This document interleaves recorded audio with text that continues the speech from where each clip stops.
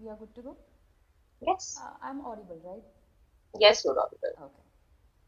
So, hi everyone, and welcome to the second episode of MentX Creator Series. And here I am, Sandra Kianil, founder MentX. And today we have a special guest with us. And I would like to give a short introduction about her career and her working profile. So today we have Yagyanika Gupta with us. She was raised in the serene hills of Mandi, Himachal Pradesh, in a family deeply rooted in spirituality. Her journey is a blend of stillness, clarity, and courage. With over 17 years of experience in customer service, team leadership, soft skill training, school admissions, and now as a life and mindset coach in training. And also, she is working as a student leadership coach at the Millennium School, Greater Noida West. And she supports teens and young adults in navigating self doubt and personal growth, guides parents in building emotionally connected homes, and empowers the change makers to lead authentically from within. So, Yagyanika, welcome to this second episode of MentX Creator Series. How are you? Thank you, Sandra, for that beautiful introduction. And you quite well summarized everything definitely I've done so far, and I'm on to the journey of bringing the change. So thank you for it. I'm doing great. How about you? I'm fine. I'm so happy to have you here right now.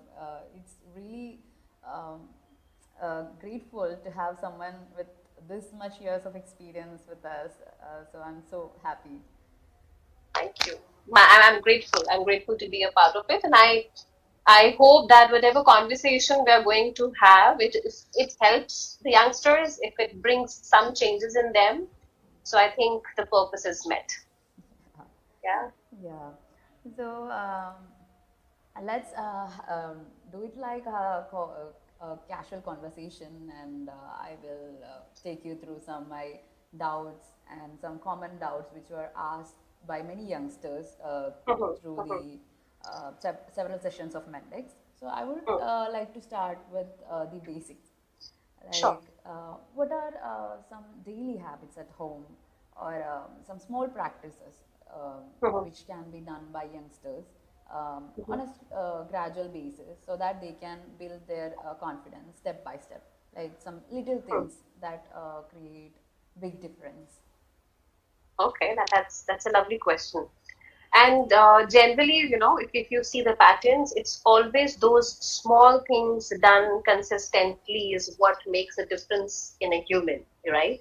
So these small steps are really, very important in your life. And once you start something, you should continue to do it. That's the key to achievement. So some daily habits, if I talk about, so one thing that I must say is that you should always start your day with some positive affirmations. Decide what you want to do in life, or if there's something coming up in few days, you want to appear a certain way. So say that in your morning affirmation and start your day with positivity. So that's one thing. So maybe a very simple thing that can be said every morning. Let's say if a child is preparing for some test, right? So maybe in the morning you can say that I'm delivering my best in this test and I have crossed 80 percentiles. So saying it in a positive way and saying it in a way that you have already achieved it. That's how one should start the day, because when you start your day with positive affirmations, they send a signal to your unconscious mind that whatever you are saying is already done. So it's kind of manifesting what you want. Yeah. Yeah. And second thing that I would say one should do is trust yourself. Have that belief in you. So if I ask you, Sandra, that who do you trust? Maybe you don't name the person here, but what are the qualities that are there in that person whom you trust? Somebody who is having a lot of self belief, like confidence Mm-hmm, in their own capabilities, mm-hmm. and somebody who is kind and Okay. compassionate towards others, and Hmm. someone who is resonating with my values. Someone who is Resonating with my values. resonating with your values, you will trust. If you have to assign a task to someone, whom would you assign that task to? Someone who is reliable, like responsible by, What? like if we assign some task to someone who can do it independently Hmm, without constant follow-ups, or who can make decisions, better decisions without hmm, too much relying on other person. hmm. That, So, so can we say that we trust the person who keeps their promises?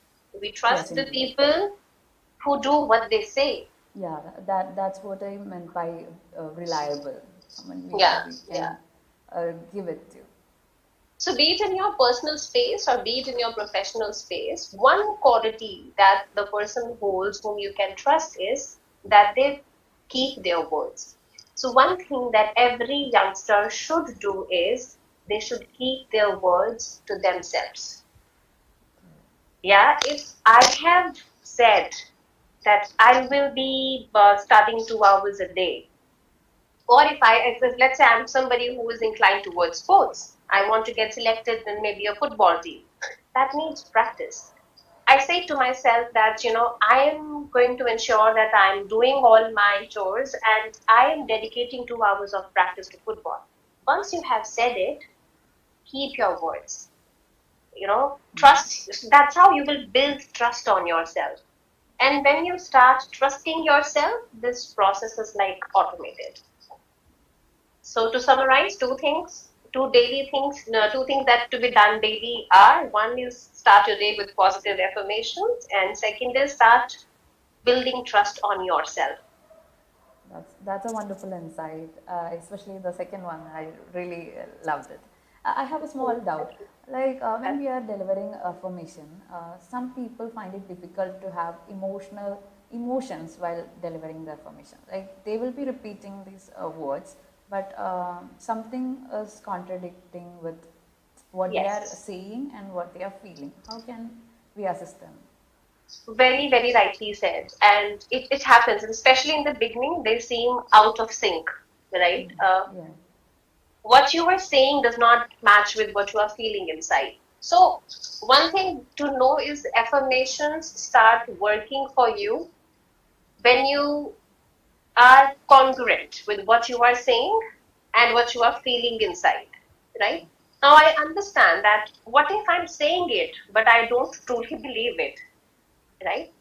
So, affirmations are not necessarily if somebody has written an affirmation, you're supposed to use that only. Create your own affirmations, something that relates to your task, something that relates to you, right? So design your own affirmations, and it's great to set some great goals. It's wonderful to have bigger goals in life. But to begin with, look at something smaller, achievable in a shorter duration of time. So maybe to try with affirmations, you should start using affirmations on something that you are expecting to happen within a month's time. Use it for a period, design your own affirmation, use it for a period, and once you start seeing the growth and once you start seeing the changes around you, that is what will make you believe and live these affirmations. So Yeah. you build upon that. Okay, so we Yeah. have to build some realistic goals or realistic Yes. affirmations, then build on it, right? Yeah. Yeah. Yeah. Okay. It's not a good idea to use affirmations. Maybe that are being written by somebody else, and you were just saying it because somebody told you that saying affirmations work well. Create your own, something that's yours. I think that is there will be people are getting little confused or wrong. They will be blindly copying these affirmations. Affirmations are Hmm. available in YouTube and all a Hmm. lot. Hmm. So Hmm. that might be a reason for this Yeah. not working. Yeah. Yeah. And that's it about affirmations and trusting your ourselves. And another doubt when we are closely working with students and parents, that many adults wonder how can we balance like guiding the children while also giving them independence to make Hmm. their own choices. Like sometimes children feel like what we are saying to them as a guidance they might mistake it as a restriction. So how we should balance it? See, this is, I think it must have happened with us as well. When our parents were saying something to us when we were little, they said something, but we heard something else. It happens, and it's normal because, everybody has their own realities. If I eat something and I like it, you may not like it because our realities could be different. I think as an adult, as a parent or as a teacher and as an educator, one thing that we should try and understand is that every soul, well, who is on this planet Earth is an eternal soul to experience, to have their own experiences, right? And at no point in life we should try and control these experiences. You get that? I mean, let's take an example. You have a plant at home, right? What's your duty for that plant? That you water it regularly, you ensure that it gets sunlight, Yeah. you put the needed manure, you do, the every 15 days, you take care of it, you provide for it, you facilitate whatever that plant needs to grow. Same as the thing that is being said in Gita as well, that parents, the adults are there to facilitate the growth in the child. We are not here to control them, right? Yeah. But saying that, it does not mean that we do not guide them. Because, of course, they are kids ultimately and they need guidance. Now, how do we guide them?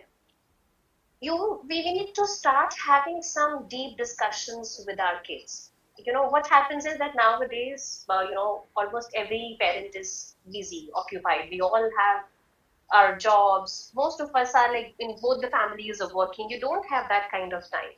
So you try, what you try and do, not try, I would say, what you end up doing is you impose your decisions on the child. What if instead of imposing our decisions on the child, we sit with them and we have a deep heart to heart discussion with them and let them know the pros and cons of both the options, right? Consequences. As a human psychology, if I talk about, it's built in a way that nobody wants to harm them. Nobody wants to hurt them. Nobody wants to do bad to them themselves, right? Yeah. So when you talk about the pros and cons to a child, the child is, I would say, maybe 95% of the times, a child will be bound to move towards the pros that you talk about, something that's beneficial. I mean, to a 3-year-old child, let's say, if you talk about this is junk food, this is healthy food. If you eat this, this is can happen to you, right? Or these are the problems that can happen.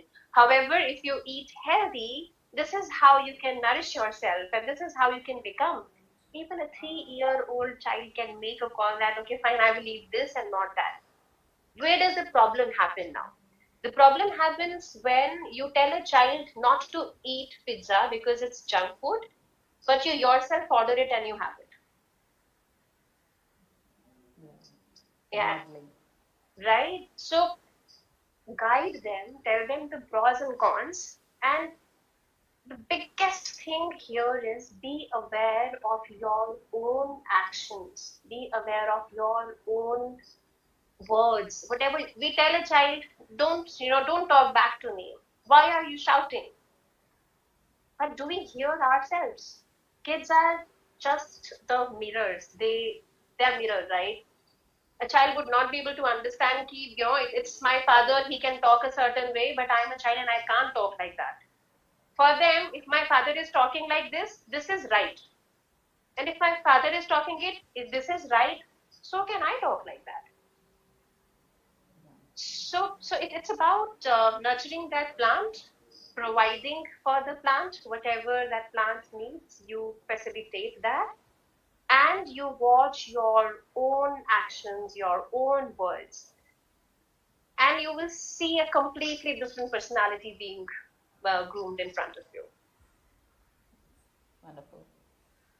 And I would like to connect this with another doubt. Like when we were kids, our parents used to give us feedbacks like um, when we score some marks in a particular assessment, or we do something related to arts or something. So we are constantly getting some feedback from parents and teachers. So some of the feedback will be destructive kind of ones, some are supportive. So how supportive feedback can help uh, children in the Hmm. future? Hmm. That's again a wonderful question and one that matters a lot, a lot. See, when we talk about believing ourselves, self-belief, from where does that generate? What are the roots of that self-belief? When you hear something that's positive for you, that's the seed that you sow for a child. For example, I'll tell you. Uh, okay, one thing that's coming to my mind is I was watching a movie yesterday. The movie title is My First Year in Oxford. So this girl is a MA scholar from US, and she gets a scholarship to pursue her further education in Oxford. Okay, and the professor in Oxford asks her that how come you reached here? How did you get the scholarship and you reached here? And I loved the answer that girl gave. She said that this was my dream when I was 10 years. And the professor says, you thought of this at when you were 10? And she's like, yes, I this was my dream when I was 10 years. And my parents always told me that you can do it. Oh. See, when the parents said that you can do it, the message that you had sent to your unconscious mind is, yes, I can do it. I have the capability. So supportive feedback, the positive feedback is very, very important. There could be negative points that you want to highlight for the child and you want child to work upon. But the words that you are saying from your mouth should be positive. It should not be that you're not able to do this question. This is so simple, you're not able to do it. How come you don't understand this simple language? That's not that's not a feedback. I mean, forget about positive something. So you would need to be positive in your words when you are talking to a child so that the child's brain is being developed in that manner. Another thing that I would like to say here is that let's say a child scores 95%. What would a typical family do when a child scores 95%? Um, Usually here, usually like who scored more marks or who's the topper. That is the Okay. majority, but there are also some parents who will appreciate too. I'm not generalizing. Okay, that's fine. That's fine. Let's talk about the environment of the house where the child had topped. What will be the environment of that house? So, what kind of words are we saying to this child in order to appreciate the child? You did a great job, like you work hard. Uh, you're a good girl or a good boy. You scored this. Yeah. Okay. See, if you start observing this, Sandra, you'll find that when a child scores something or achieves something, it's always the achievement that's being appreciated, right? Oh, wow, you scored 95%. Wow, let's do some cake cutting. Let's order some gadgets for the child. Let's take the child for shopping. She'll feel good. Child will feel happy. You celebrate that 95%. It's great. You should celebrate that 95%. I'm not saying that you should not. But the focus should shift from celebrating 95% or celebrate or appreciating 95%. It should shift from there to appreciating the efforts of the child. See, you've done this. I have seen you staying up late in the night. I have seen the kind of efforts you have put into it. You skipped your sports, you skipped those parties that you could have gone to, and you were so dedicatedly working for it. Hats off to you for the kind of dedication you have shown. What is the shift here? As a Efforts. parent, as an adult, you have shifted the complete focus on efforts. Now, what is unsaid here is, and a child understands that really well, that if I keep putting efforts, I will keep doing good in my life, right? So the focus has to shift from appreciating that end result to the efforts. And if you start appreciating efforts, a child who's not doing so great in academics or anywhere in any path of life, they will start doing better. They would see that my every effort that I put in is being appreciated by my parent or by my teacher. They are seeing my efforts. That's what motivates you. Again, that's what makes you believe in yourself. Yeah. So yeah, that's what I think. I How have it, I have read something similar in a book called Mindset by Carol Dweck. yes, yes, Uh, I have also read it. yeah, there also they were talking about growth mindset and fixed mindset. So Yes, this is really relatable with that. exactly, Yeah, exactly. and also I have seen of my friends or some people. They are really good at performing arts or a theater or some kind of public speaking. But when it Mm. comes to one-on-one conversation or Hmm. real life interaction, there is something shrinking towards them. So, what might be the reason for a person who is good at performing public speaking, but what is happening with him or her while interacting with one on one? Is there the See, difference in that particular confidence levels? see what's happening inside the person. If the person is feeling nervous, is something that maybe me as a coach and the other person as coaching can get in a conversation and try and find out that what exactly is happening inside that person that's making him behave a certain way. But I'll share one experience with you. So one of my coaches that I was coaching is a public speaker. Okay. And she says that when I'm sitting on stage, so she shares stage with great people, I would say, renowned ones. And she says that when I'm on stage and I'm addressing the gathering, my confidence level, the way I speak, it's amazing. I love myself there. But the moment I get into one-on-one conversation, I feel nervous. That's one. And at times in one-on-one conversations, I tend to speak more than how much I should have. I tend to get carried away in one-on-one conversation, and that's why I dread one-on-one conversations. I'm better on stage. So for me, it's like I should go, give my speech, have that discussion from stage, and leave the space and not be there anymore.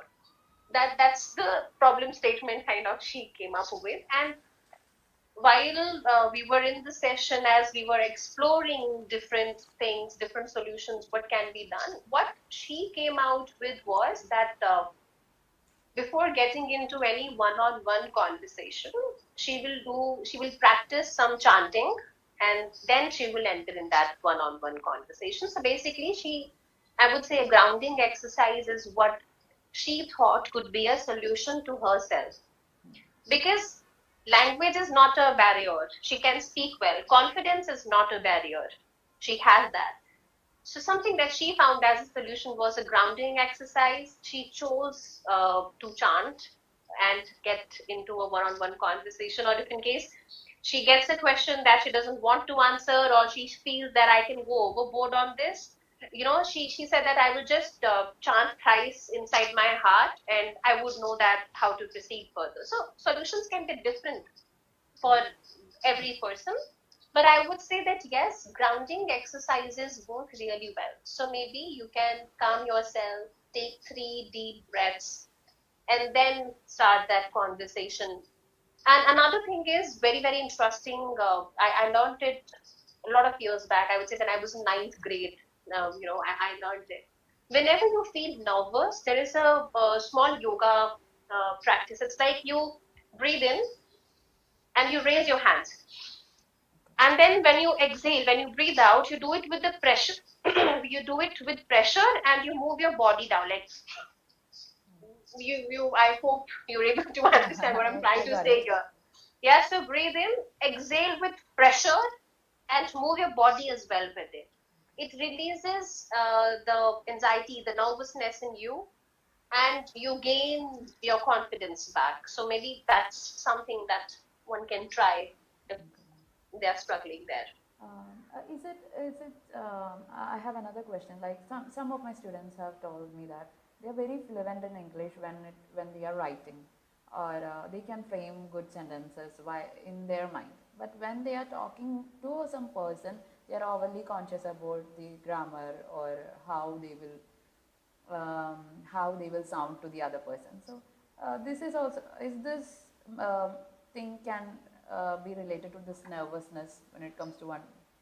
It can be nervousness, and from how I hear it, it could be that they are judging themselves too much. Right? I mean, we are Indians. Our native language is not English. What if I fumble in the language? What if I say use some wrong grammar? Can a native British person speak in Hindi like we speak in English? No, right? Yeah. So, I mean, it could be you are judging yourself way too much and you should not. And maybe stand in front of the mirror and practice practice speaking out loud if that helps. And one more thing, this fear of judgment that we generally have in our mind, it's really not about the people. It's always about how we are seeing ourselves. Do you resonate with that thought? Yeah. Yeah. If I say wrong, if I say something wrong, how will I be treated? How will I be perceived? What will they say? Will they say that I'm a fool? Will they see that I'm inferior to them? And trust me, the other person might not be thinking even closer to what you're thinking. It's all happening here. So clear this surface has to be cleared up. So don't judge yourself. Don't judge yourself too much, and maybe use the affirmations for this purpose. That I'm going in a conversation and this one-on-one conversation is going great. I'm speaking really well. So, The judgmental thing is the same happening when we are overly conscious about our looks, hmm, isn't it? Like some hmm, are really afraid of how they are appearing or what hmm. they are wearing. So this is a great barrier to confidence, right? Definitely, it is. It is indeed. It is a good question, I would say, Sandra. So, Sandra, let's imagine one thing. I have seen your profile. I've seen what all you do. So I see that yes, you are a confident lady. But for a minute, okay, think about it. That it's you who's that person. A person who feels I'm not good enough. A person who feels that I don't look good. A person who feels that I tend to make a lot of mistakes. How are you feeling just imagining you are that person? Like how I am feeling while Hmm, pretending. hmm, I will be stuck with whatever I am doing. Like hmm, I won't be able to take the actions just because of these constraints I'm putting towards me. hmm, I wouldn't have achieved what I have done so far. hmm, Maybe this kind of constraints would have restricted me from doing hmm. what is the actual potential of myself. That would be So, can we say that somewhere your energy lowered? hmm. Your energy levels went down when you imagined yourself to be that. So, I observed one thing while you were talking. When you asked that question, and when I started answering that question, your expressions were like this. You were smiling. But the moment I said that, imagine that it's you who's that person who feels inferior or who feels that I don't look. Your expressions changed. Your expressions were like,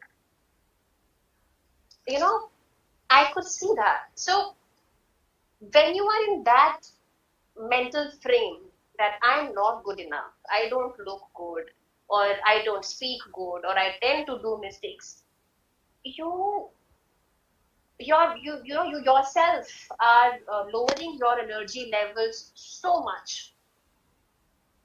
So your energies have to be high. Then only you can perform better. Then only you can do better.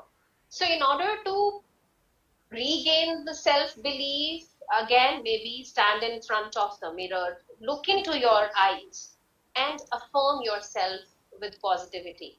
And trust me, this is something that I have tried myself.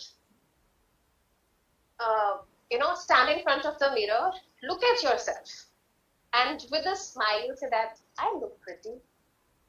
It changes something inside you. I mean, it has worked for me for sure. Not sure how it goes with others, but yes, standing in front of mirror, making an eye contact with yourself, and saying that I look pretty and I learn from my mistakes, right? I learn from my mistakes, and maybe if there is something that has happened, you revisit that scenario and see what was the learning from it.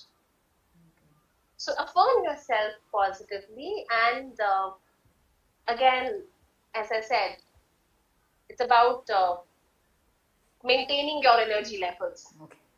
right? Don't fall in the pit after Also, saying it's just. when we are trying to maintain our energy, you have mentioned about our social media profile, and also nowadays we will be seeing people in their social media handles itself. So we will have a comparison kind of thought. Most of the people have that. Like Mm, when they are watching the mirror or something, they will feel confident, or they will say like I am pretty or I am handsome. But when they started scrolling or watch the celebrities or the influencers, some sort of comparison trap is happening. So mm, can you give some advice to people who are in such a confusion or in a comparison trap? mm. See, tell me, on this planet Earth, do you think any two people can have similar fingerprints, No, same DNA? no. They are all unique. God has made us like that, right? So when we are all unique, the comparisons should not be coming in at all. But I completely understand the fact that when you are on social media, you are trapped, you're seeing so much. And let's say in today's time, social media is, yes, one of the big problems there in this respect. But otherwise also, you would, in your neighborhood as well, in your surrounding as well, you tend to compare yourself with others, right? Now let's take an example here. Let's say there are two kids born in different families, right? Born in different families and born with maybe similar intelligence, same IQ level. At a certain age, you take IQ levels of both the kids and they score same. However, child A is born in the family of IITians, right? Okay. Child A is born in the family of IITians. So a child who is born in the family of IITians, the parents are having all IITian friends. The environment of this child is different. The upbringing of this child is going to be different, right? Yeah. It's a different world here. However, the intelligence level, the IQ level of the child was same as the child B. And now let's say child B is born in maybe an average family wherein the father has maybe a grocery store. IQ level of the child is same, but the father has the grocery store or maybe anything else. Do you think this child should ideally be compared with the other one? Because the environment that this child is being raised in is completely different. The friends, the family, it's completely different. Most likely the child who's born in the family of IITians, you know, may end up in IIT. But with same intelligence, this child may or may not enter IIT. So there is a book. People who compare themselves with other. There is a book called Outlier by Outliers. yeah, Outliers is a book by Malcolm Gladwell. A wonderful read for the people who compare themselves with others, because it's not only what appears. It's about a complete different upbringing. It's about environment. It's about the opportunities that you get in life. So this book very beautifully, this book says that a lot of people could have owned Microsoft, but it's about the opportunities that the person got, and maybe somebody else with the same intelligence did not get those opportunities. So it's always a mix of opportunities, environment, upbringing, values, beliefs. There are n number of things. And as I started with saying, no same fingerprints, no same DNA, so everybody is unique, and you should celebrate your uniqueness. Find what's your passion, what do you align with, and do that. And why compare? Why compare? That's the I have read a line which was very soothing for me. Like somebody's light doesn't gonna dim yours. Somebody is shining. That doesn't mean you don't have enough light. I exactly so beautiful, yeah, beautiful. that was really insightful for me. And also now we were talking about these psychological aspects or something which is inside our mind. Do Hmm. confidence also relate to things like posture, the way we present ourselves, like the eye contact? Can we talk about Hmm. something like how these are elevating our confidence? Definitely. Okay, so when I'm talking to you right now, what do you feel? Am I confident or I'm not? Absolutely, you're confident. Okay. Now, if I talk to you in a way, I know about this answer and I can see that, and I will let you know. I'm very confident about answering this question, but I'm not looking at you. I'm moving my hands a certain way. I'm sitting a certain way. So always remember that words can lie. You can say whatever you want to say, but our body, it never lies. Okay, so if you are pretending to be confident, one can figure it out that you are pretending to be confident. If you are pretending to, someone's, it must have happened with you, somebody says and say, somebody comes and says it to you, maybe, I really care for you, or, I know how you must be feeling, and I know that you don't know how I'm feeling, and I know that you don't care for me. You're saying it just for saying it. Because as I said, your words, you can manipulate your words, but our body does not understand that. It is programmed in a certain way that our body doesn't lie. So our eyes, the eye contact that we make, the smile that we carry on our face, the movements that we do, the expressions that we have, that's where the truth lies. I think that's what happening during our interviews or these pageants and all, right? Hmm, The energy hmm. will be speaking for ourselves. Exactly, exactly. And one can figure it out. Yeah, some of my pageant coaches has once said that if you are feeling something contradictory while you are in the stage, that energy can be cashed by the judges, even sitting miles apart. That was advice I got when I was starting Hmm, my pageants. hmm, Yeah. And also, I would like to go back to one of the previous questions. We were talking about affirmations. hmm, Like gratitude also plays somewhat connection with that, right? Like hmm, hmm, if we appreciate what we already have, or we are celebrating what we are already, then hmm, we get more of it. Like if you are appreciating how you are, for example, I am, suppose I am a really underconfident person and I just made a small achievement of talking to a stranger on the road, and I feel grateful for the same, or I appreciate it in a gratitude filled manner, that is going to double it, right? Hmm. So, how is gratitude and psychology related to this confidence building? So, I am an NLP practitioner. Okay, Okay. I'm in process of learning more into the subject. So, what I've learned so far is that one is your conscious mind, and then you have your unconscious mind. So, conscious mind, subconscious mind, and unconscious mind. When we talk about unconscious mind, right? Unconscious mind cannot make a difference in what's happening in real, Hmm.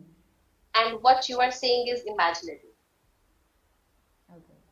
You must have heard of creative visualization. Yes. Visualize yourself doing it already. Yes, So I am it into manifestation, and yeah. I have heard. So you create that in your head, right? You meditate and you create a picture. When you create that picture, when you meditate for it, your unconscious mind understands it as real, and that happens. Similarly, while expressing gratitude, you are not visualizing it in a picture form. You are, and I'm saying, in fact, it's not a visualization that you are doing. You are writing what you have, and you are thankful for it, right? I'm thankful for, the lifestyle that I have today. I'm really happy with the way I'm able to live, or I'm able to provide for my family. It sends the signal to your unconscious mind that you are happy with what you have. You are happy. And when your unconscious mind knows that you are happy, you have it doubles because the universe gives you more. Wherein, if you keep saying to yourself, I don't have enough, I don't have enough, you don't have enough. Like scarcity ones. Yes, okay, let's do this thing, Sandra. So if I ask you that don't think of a pink elephant. What comes in your mind? Pink elephants. Yeah. Okay, so don't think of eating a mango. Okay. You know, you see the mango. Yeah, in front of the screen itself. you, Just, you see it, right? yeah. You see that pink elephant. That's an unconscious mind. So it does not process the negative word. It just sees it as is. I hope I'm making sense there. you know. So you don't think of a pink elephant. What actually comes is the pink elephant, right? If you think of sarcastic, that's what comes in your life. If you think I'm not confident, you're sending that signal that you're not confident. So again, we are coming back to affirmations. Maybe we can say that, or you call it gratitude. See, you call it gratitude, you say it affirmations, you call it creative visualization. These are all steps that you can take. Ultimately, the bottom line is train your unconscious mind in a positive way. Remove the negativity from your inside. Don't use negative words. See, rephrase anything that you are thinking, rephrase it in a way that it becomes positive. And that's what starts happening to you. I think it's getting more interesting. Like we were actually about talking about confidence building, but gradually we were moving Yeah. into the spiritual. But I do love this kind of talks, like something related to spirituality or related to manifestation. I do read a lot of books about the same, and I have thousands of questions arising in my mind. So we But have similar interests then. yeah, exactly. But as we have some limited time today, Yeah, I think in future we can have more sessions. definitely, definitely. I would like to have it. I am moving to the final question of the session. Like I have heard that setting goals have a huge impact on your confidence, Hmm. even if it is small. A person who is having goals in life will be different than of a person who is not having it. Like small wins will be contributing towards your confidence. Can Hmm. I know your perspective on the same goal setting? Goal setting is a must have for everybody's life, in every walk of life, in everything that you do in your life, be it your relationships within the family, with your loved ones, be it your professional relationships, be it your studies, be it sports. Goal setting is a must have everywhere, I would say.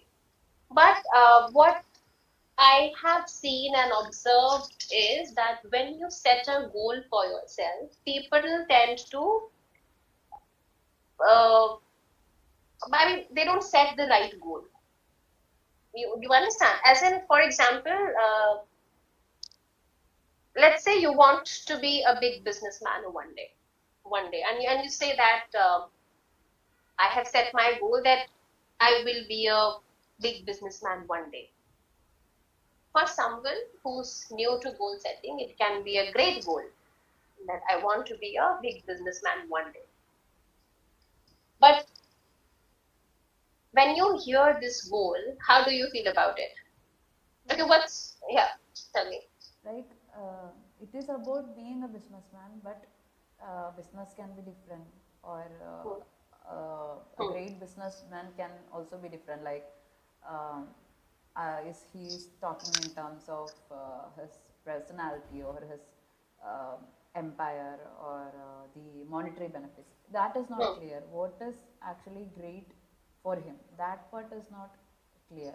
So one is what is greatness for the person is not clear, but Huh. yes, the person wants to be a big businessman or anything maybe in life. The point here is when you set a vague goal, which is not clear enough, which is not specific enough, the tendency of you achieving that goal is lesser. Okay. So while setting a goal, you should keep in mind SMART goals. Knowing that you and Yeah. me have similar interests, you must have Yes. heard Yeah. of SMART goals, right? So the goals have to be specific, they have to be measurable, they have to be achievable, they have to be realistic or relevant, and they should be time bound. When you set the SMART goals, you get clearer about what you really want to achieve, right? And when you know what you really want to achieve is when you can think in a certain direction. So the first step in goal setting is setting SMART goals. And you can have a larger goal. You can have a goal for yourself that you want to achieve maybe 5 years down the line.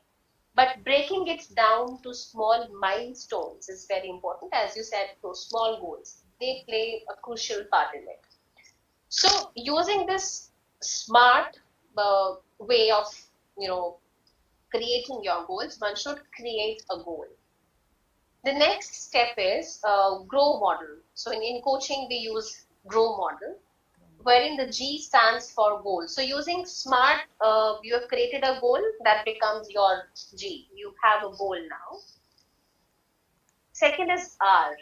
Now, when you are exploring R, you are supposed to maybe write your real situation, as in the real resources that you have, what is present to you right now. Okay, the resources that you have. So G is for goals, R is for the resources that you have, O is for the options that you can think of, options that are available, and W is for the way forward. What are the steps that you can take? So when you sit with yourself and what, let's say you start utilizing grow model, and using that you give yourself action steps. This is my goal, this is my current resource, this is my current reality where I'm standing, these are my options, and this is my way forward. Once you do it, you will see a clear path that you want to travel. So that's important. Another thing is, again, when you are writing your goal, write it in the present tense, feeling it's you've already achieved it. Same. It goes So to yes. manifestation, right, kind of thing. Yeah. Thank you. Yes. Yeah. So write it in positive and keep achieving your goals. Okay. Actually, I don't feel like ending the conversation because it is getting interesting and all. So, but yeah, Same here. uh, for the time being, we are gonna wrap this session, and Definitely. I would like to appreciate the way you have put these conversation forward. It's really quite fun and engaging, and hope everyone watching the session will have great takeaways and some practical tools they can apply in their daily life. For example, Hmm, the last thing you have mentioned, the grow model itself, that is hmm. really applicable, right, instantly Yes. applicable in everyone's life. So I hope Hmm. the viewers get a really wonderful takeaway from the session. Thank you so much for being with us, and I hope we get the opportunity to have you in the future also. Thank you so much. Thank you. Thank you so much, Sandra, for giving me this opportunity as well to come on your platform and talk about, my inner beliefs or maybe even my values.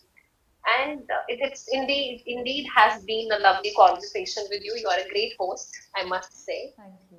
And great to know that we share interests so we can Yeah, stay connected and it's definitely we look forward to some more these conferences or some more discussions with you collaborations. on, yeah, Yeah, definitely, sure. definitely. Okay, thank you so much, and all the best for your future works and whatever you are into.